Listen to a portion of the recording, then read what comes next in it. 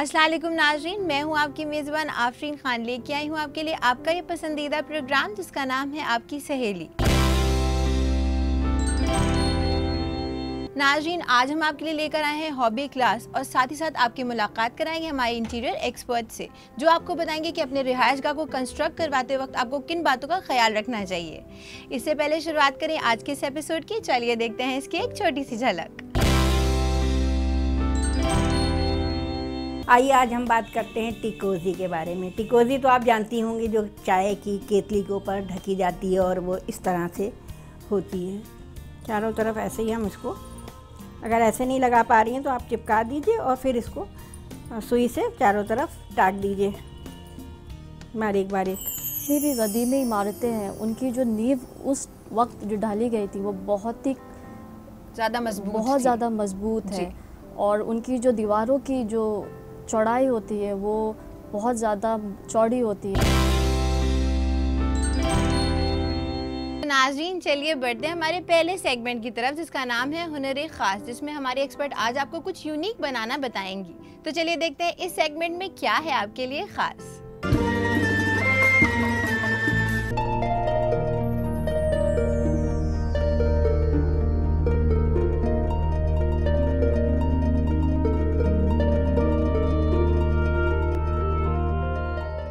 अस्सलाम वालेकुम, मैं सुरैया क़िदवाई आज फिर आपके रूबरू हूँ और मैं आपका इस्तकबाल करती हूँ अपने हॉबी क्लास में। आइए आज हम बात करते हैं टिकोजी के बारे में। टिकोजी तो आप जानती होंगी, जो चाय की केतली के ऊपर ढकी जाती है और वो इस तरह से होती है। यूँ तो टिकोजियाँ बहुत मार्केट में मिलती हैं, मगर बहुत ही एक्सपेंसिव, बहुत महंगी मिलती हैं। क्यों ना हम घर में बनाएं और एक से खूबसूरत इसको आकार देकर हम बना सकते हैं। हमें इसमें ज़रूरत पड़ेगी कपड़े की। कपड़ा है, ये देखिए, कपड़ा घर में निकल ही आता है अक्सर, तो हम ये कपड़ा लेंगे या ये ले लें या कॉटन का कपड़ा ले लें, जो भी आपके पास हो उसको हम इस्तेमाल करते हैं। अंदर इसमें टिकोजी बनाने के लिए थोड़ा सा कुछ फॉर्म वगैरह होता है, जैसे कि हमने ये बना के रखा है पहले से। अंदर फॉर्म डाल दें, अगर रुई की परत भी इसमें लगाई जा सकती है, जैसे ये है, इसके ऊपर रुई बिछा के हम लोग इसको कवर कर देते हैं। तो हम इसका कवर बनाना बता रहे हैं आपको कि कैसे बनाना है। ये देखिए, हमने बना के रखा है कि इस पर थोड़ी सी एम्ब्रॉयडरी है, थोड़ी सी लेस लगी है। इस पर आप जो भी चाहें अपने तरीके से डेकोरेशन कर सकते हैं।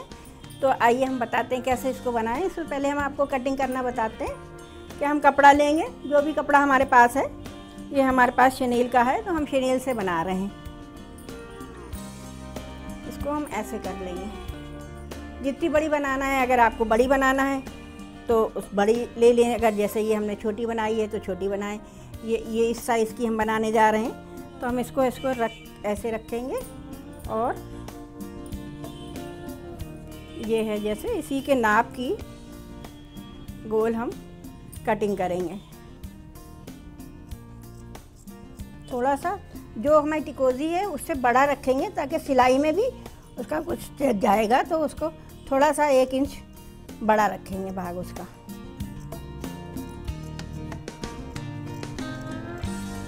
ये देखिए, एक साइड हमने काट लिया, इसको थोड़ा सा बड़ा रखा है। ये देखिए, ये हमारा ये दोनों तरफ से, दोनों साइडों से कटिंग हो गई इसकी, और इसको थोड़ा सा और बराबर करते हैं। ये हो गया बराबर। अब हम इसकी सिलाई करेंगे। ये देखिए, ये टिकोजी के नाप का ये इस तरीके से ये हमारी कटिंग हो गई है। अब हम इसको थोड़ा पलट लेंगे उल्टा साइड सिलाई करने के लिए। सिलाई आप हाथ से भी कर सकती हैं, चाहे तो सिलाई मशीन से कर लीजिए। अभी हम हाथ से ही आपको बता रहे हैं। ऐसे उल्टा करके इस कपड़े को हम पूरी तरीके से ऐसे पकड़ के और थोड़ा मजबूत करने के लिए 2-3 बार इसको हम घुमाएंगे, फिर ऐसे सिलाई करते जाएंगे। ये पूरे में ये गोल जो है थोड़ा पकड़ पकड़ के, गुलाई इसकी अच्छी आना चाहिए, तभी टिकोजी की खूबसूरती आएगी।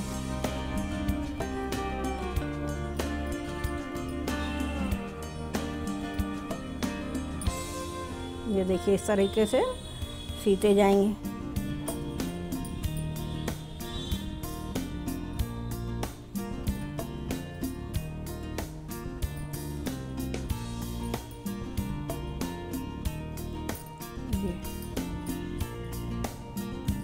इसको हम पूरा ऐसे करके, ये देखिए ये तैयार हो गया। अब इसको हम सीधा करेंगे, ऐसे हाथ डाल के अंदर से इस तरीके से पलट लेंगे और ये देखिए हमारी टिकोजी कवर तैयार हो गया। अब इस पे हमें क्या करना है, ये बहुत सादा लग रहा है, आप सोचेंगे अच्छा नहीं लग रहा है, तो इसको हम थोड़ा सा डेकोरेट करेंगे।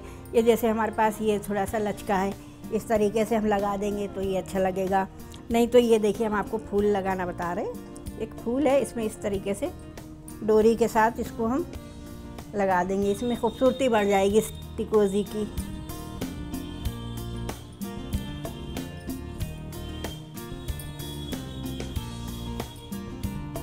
चारों तरफ ऐसे ही हम इसको, अगर ऐसे नहीं लगा पा रही हैं तो आप चिपका दीजिए और फिर इसको सुई से चारों तरफ टाक दीजिए बारीक बारीक।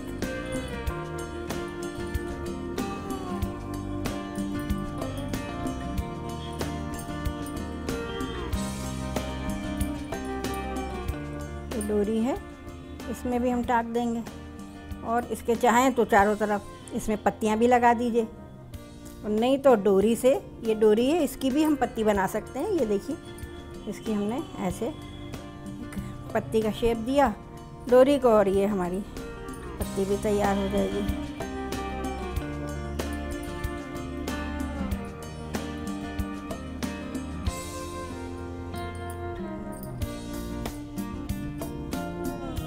चारों तरफ से इसको डोरी को भी टाक दिया और ये देखिए हमारे फूल और टिकोजी के साथ फूल तैयार।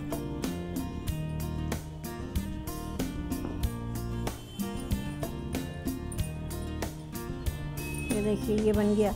अब इसको भी हम एक शेप और दे सकते हैं, ये नीचे तक के हम इसको ऐसे ले आएंगे और फिर हम इसको देखिए, अभी तो हम ऐसे ही आपको बता रहे हैं, फिर हम इसको टिकोजी के ऊपर इसको कवर कर देंगे। अंदर ऐसे रख डाला और हमारी टिकोजी तैयार। ये देखिए कितनी खूबसूरत लग रही है, बिल्कुल सादा था, ज़रा सा फूल लगा दिया। अब इसमें हम इस तरीके से ये लचका भी लगा सकते हैं।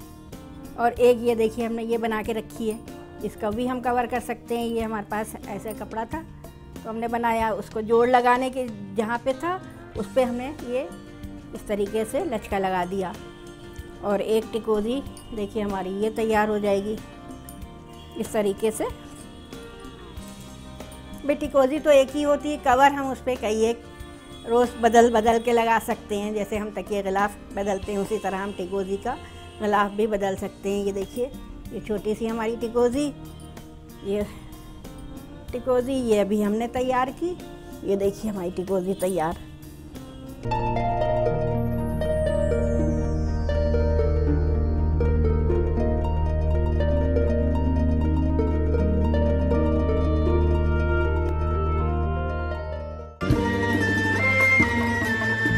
इसी के साथ नाज़रीन मैं आपको याद दिला देना चाहूँगी, अगर आपके भी हैं कोई भी सवाल जिनके जवाब चाहते हैं आप हमारे एक्सपर्ट से या देना चाहते हैं हमें अपना बेशकीमती फीडबैक, तो आप हमें मेल कर सकते हैं। और हाँ नाज़रीन, अपने सवालात आप हम तक पहुँचा सकते हैं फेसबुक के जरिए भी। हमारा ईमेल आईडी है aks@etv.co.in। नाज़रीन इसी के साथ वक्त हो चुका है एक छोटे से वक्फे का, मगर वक्फे के बाद हम आपकी मुलाकात कराएंगे हमारे इंटीरियर एक्सपर्ट से, तो कहीं मत जाइएगा, देखते रहिएगा आपकी सहेली।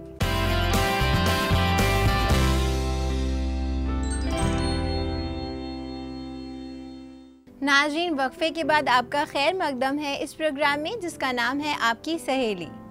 तो नाज़रीन चलिए बढ़ते हैं हमारे दूसरे सेगमेंट की तरफ जिसका नाम है इंटीरियर एक्सपर्ट टॉक। नाज़रीन जैसे कि हम सब जानते हैं कि जब हम अपने ख्वाबों का आशिया बनाते हैं तो उसकी सजावट पे बहुत ज़्यादा ध्यान देते हैं, पर कहीं ना कहीं उसकी नींव को पीछे छोड़ देते हैं। आज हम बात करेंगे कि हमें किन बातों का ख्याल रखना चाहिए। इस बारे में तमाम जानकारी देने के लिए हमारे साथ स्टूडियो में मौजूद है हमारी इंटीरियर एक्सपर्ट जिनका नाम है फराह फरीद अंसारी। तो चलिए चलते हैं इनके जानिब और इस्तकबाल करते हैं इनका। फराह आपका इस्तकबाल है हमारे इस प्रोग्राम में। बहुत शुक्रिया। फराह जैसे कि हम जानते हैं कि जब हम अपना रिहाइशगाह बनवा रहे होते हैं तो हमें कुछ बातें ऐसी होती हैं जिनका ख्याल रखना बहुत ज़्यादा ज़रूरी होता है, पर हम कहीं ना कहीं भूल जाते हैं। जैसे कि अभी ज़लज़ला आया तो बहुत सारे घर तबाह हो गए, तो हमें किन बातों का ख्याल रखना चाहिए, आज हम इसी बारे में बात करेंगे। तो ये सबसे पहले मैं आपसे जानना चाहती हूँ कि ज़लज़ला प्रिडिक्ट किया जा सकता है? ज़लज़ला कुदरत का कहर है और कभी भी आ सकता है, और हमें इसके लिए हमेशा ज़हनी तौर से तैयार रहना चाहिए जी। और इसको हम प्रिडिक्ट नहीं कर सकते। अक्सर ये होता है कि लोग कहते हैं कि ज़लज़ला आने वाला है, तो क्या ये बातें सच्ची होती हैं? ये सब अफवाहें होती हैं और इन पे बिल्कुल यकीन नहीं करना चाहिए। और जब हम अपनी कोई भी इमारत बनाएं तो हमें बहुत चीज़ों पहलुओं पे ख्याल रखना चाहिए, उन दायरों में रहकर अपनी इमारत को तामीर करना चाहिए। जैसे कि जब हम अपना कोई भी प्लान बनाते हैं, कंस्ट्रक्शन शुरू होता है, तो हम कोशिश करें जो हमारी लोकल अथॉरिटीज़ हैं, डेवलपिंग अथॉरिटीज़ हैं उस एरिया की, उसके मुताबिक हम अपने प्लान्स बनाएं और जो भी मटेरियल्स हम यूज़ करें क्वालिफाइड लोगों से बनवाएं, चाहे वो आर्किटेक्ट्स हों, क्वालिफाइड हों, नामी हों, सर्टिफाइड चीज़ें हों, हाँ, और अप्रूव्ड हो, वो जो भी आपका नक्शा हो वो हमारी अथॉरिटी से अप्रूव्ड हो जी।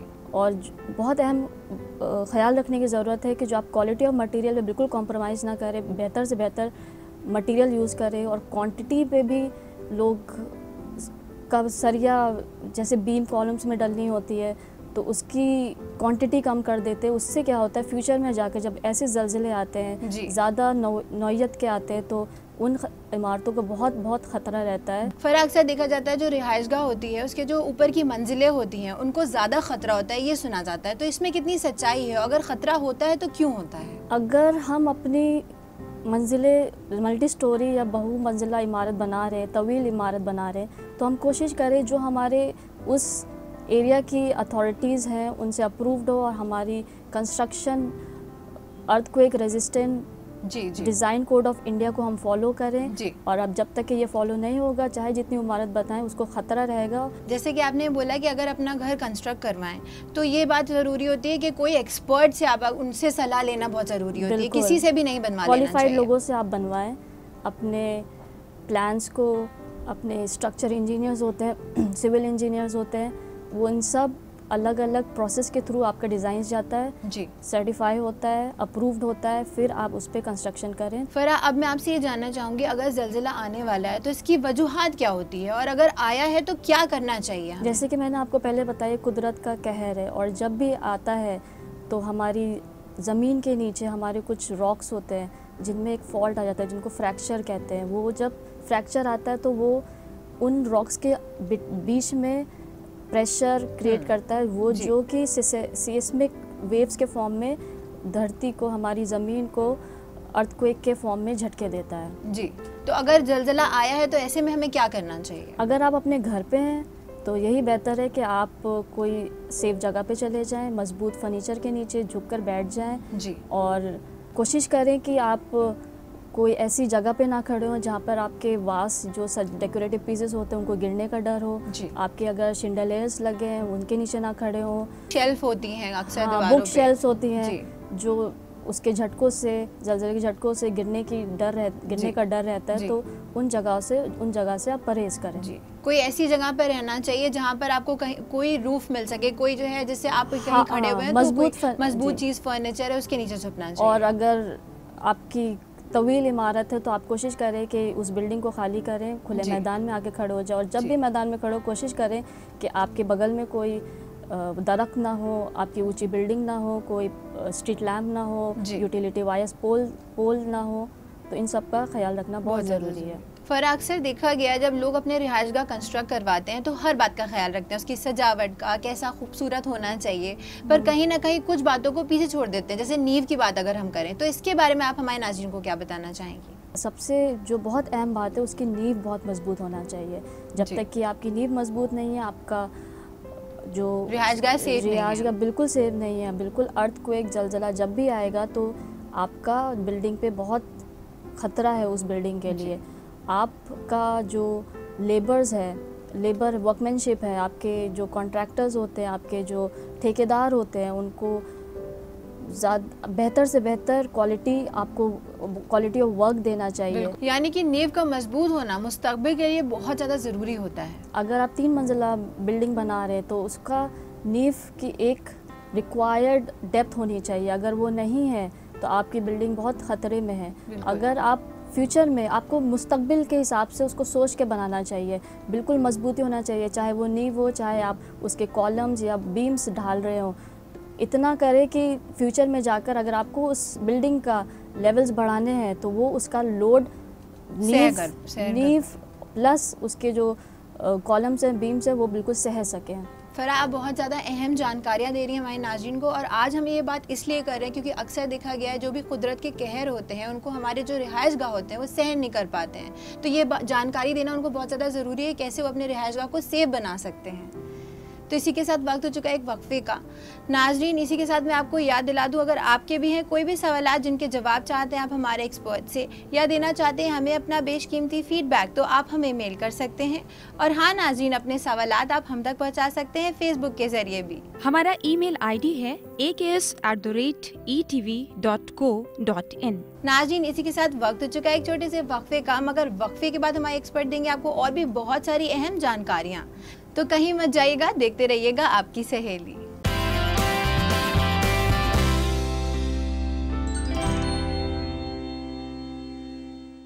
नाज़रीन, वक्फे के बाद आपका खैर मकदम है इस प्रोग्राम में जिसका नाम है आपकी सहेली। नाज़रीन, जैसे कि हमारी एक्सपर्ट आपको बहुत ही अहम जानकारियाँ दे रही थी कि अपने रिहाइश गाह को आप कैसे सेफ बना सकते हैं। तो चलिए अपनी बातचीत का सिलसिला यूं ही आगे बढ़ाते हैं। फरा, जैसे अब हम बात करें अगर अपने रिहाइश गाह की मेंटेनेंस की, तो कितनी ज़्यादा ज़रूरत होती है हमारे रिहाइश गाह को मेंटेनेंस की, ये आप हमारे नाज़रीन को बताइए। बिल्डिंग्स, इमारतें एक लिविंग स्ट्रक्चर होती हैं, उनको उनकी ज़िंदगी बढ़ाने के लिए उनको मेंटेन करना बहुत ज़रूरी है। कोई भी अगर कोई आपकी बिल्डिंग में क्रैक आ जाता है या डैम्पनेस या सीलन आती है, उसको बिल्कुल नज़रअंदाज ना करें। इससे क्या होता है, जब बारिश का मौसम आता है उन पानी उन क्रैक्स से जो भी सीलन है, हाँ, उनसे जाकर हमारे जो कॉलम्स होते, बीम्स होते, उनकी अंदर जो सरिया डली होती है उसको वो जंग लगा सकती है और उसके वक्त के साथ वो सब कमज़ोर स्ट्रक्चर बन जाता है। और जब ऐसे जलजले आते हैं तो फिर वो उसका ढहने का बहुत ज़्यादा खतरा हो जाता है। जी फरा, अब मैं आपसे ये जानना चाहूँगी कि बड़ी ताज्जुब की बात होती है कि अक्सर देखा गया जब ऐसे कोई कुदरत के कहर आते हैं, जो पुरानी बिल्डिंग्स होती हैं, पुराने रिहाइशगाह होते हैं, वो खड़े रहते हैं, जो नए होते हैं वो ढह जाते हैं। तो इसकी क्या वजूहात है? हमारी जितनी भी कदीमी इमारतें हैं उनकी जो नींव उस वक्त जो डाली गई थी वो बहुत ही ज़्यादा मजबूत है और उनकी जो दीवारों की जो चौड़ाई होती है वो बहुत ज़्यादा चौड़ी होती है। आजकल हमारी जो कंस्ट्रक्शन हो रहा है उसकी हम आउटर जो एक्सटीरियर वॉल्स होती है उसकी हम थिकनेस बिल्कुल 4.5 इंचेस कर रहे हैं, जो कि बहुत ज़्यादा हमारी बिल्डिंग को वीक बनाती है। इस वजह से बहुत ज़्यादा खतरा होता है। जी, नॉर्मली कितनी थिकनेस होनी चाहिए अगर हम वॉल्स की बात करें? अगर हम एक्सटीरियर वॉल्स की बात कर रहे हैं तो 9 इंच होना चाहिए। इंटीरियर वॉल्स 4.5 इंचेस ही ली जाती है। अच्छा, तो अगर हम एक्सटीरियर वॉल्स की बात करें तो 9 इंच होना बहुत ज़्यादा ज़रूरी है। तो कोई भी कुदरत का कहर आएगा तो सह लेगा हमारे। जी बिल्कुल। और हम जब भी इमारत कंस्ट्रक्ट करें जो कि 5 स्टोरी से अबव है तो हम ज़रूर ध्यान रखें कि हम जो बिल्डिंग कंस्ट्रक्शन कोड्स है उसको ज़रूरी फॉलो करें और हमारी बिल्डिंग्स जितनी भी हों वो अर्थक्वेक रेजिस्टेंस बिल्डिंग कोड को फॉलो करना बहुत ज़रूरी है, वरना आगे चलकर यही बिल्डिंग हमें खतरा देती है। क्वालिफाइड और एक्सपर्ट्स लोग होते हैं, उनसे मशवरा लेना बहुत ज़्यादा ज़रूरी है। बिल्कुल बिल्कुल। फरा, अगर हम बात करें शेप की तो क्या ये भी मायने रखते हैं हमारे रिहाइशगाह को और सेफ बनाने में? शेप से बिल्कुल मैटर नहीं करता, आपकी रिहाइशगाह मजबूत हो। बेसिकली जो बहुत ज़रूरी है वो उसकी नींव होना चाहिए। हमारा जो स्ट्रक्चर्स होता है, आरसीसी के स्ट्रक्चर, या अगर हम रिहाइशगाह को छोड़कर अगर हम कोई कमर्शियल बिल्डिंग देखते हैं या मॉल वगैरह देखते हैं, वहाँ पर हमारा स्टील स्ट्रक्चर्स यूज़ होते हैं। बेसिकली हमारा स्ट्रक्चर मजबूत होना चाहिए और जो शेप होता है वो हम अपनी ग्लास रिक्वायरमेंट्स के अकॉर्डिंग ग्लास ग्लेजिंग्स हो रही हैं उससे भी दे सकते हैं, वो बिल्कुल मैटर नहीं करता कोई भी शेप हो। फरा, अब मैं आपसे ये जानना चाहूँगी आखिर में कि जो स्टिल पार्किंग और बेसमेंट्स होते हैं उससे क्या हमारी इमारत पे कुछ फ़र्क पड़ता है उसकी मजबूती पे? बिल्कुल नहीं फ़र्क पड़ता है, चाहे स्टिल पार्किंग हो बेसमेंट पार्किंग हो, आपकी बेसिकली वही नींव मजबूत होना चाहिए। आपकी नींव मजबूत है तो आपका स्ट्रक्चर मजबूत है, तो हम सब सेफ हैं इस लिहाज से। नींव पे सबसे ज़्यादा ज़रूरी है कि अगर हम तवज्जो दें तो नींव पे बहुत ज़्यादा तवज्जो देनी चाहिए। और हमारा स्ट्रक्चर फ्रेमवर्क है जो कॉलम्स और बीम्स का वो बिल्कुल मजबूत होना चाहिए। जी फरा, आप हमारे इस प्रोग्राम में आई और आपने हमारे नाज़रीन को बताया कि कुदरत से कहर से वो कैसे बच सकते हैं, कैसे अपने रिहाइशगाह को सेफ बना सकते हैं। इसके लिए आपका बहुत बहुत शुक्रिया। My pleasure. तो नाज़रीन, देखा आपने, इन सब बातों का ख्याल रख के आप बना सकते हैं अपने रिहाइशगाह को बिल्कुल सेफ। इसी के साथ नाज़रीन मैं आपको याद दिला दूं, अगर आपके भी हैं कोई भी सवाल जिनके जवाब चाहते हैं आप हमारे एक्सपर्ट से या देना चाहते हैं हमें अपना बेशकीमती फीडबैक, तो आप हमें मेल कर सकते हैं। और हाँ नाज़रीन, अपने सवाल आप हम तक पहुँचा सकते हैं फेसबुक के जरिए भी। हमारा ईमेल आईडी है aks@etv.co.in। नाज़रीन इसी के साथ वक्त हो चुका है हम अपने प्रोग्राम को यहीं ख़त्म करें, लेकिन होगी आपसे फिर मुलाकात बहुत सारी नई जानकारियों के साथ। तब तक के लिए रखिए अपना ख्याल और हमारी पूरी टीम को दीजिए इजाज़त। खुदा हाफिज़।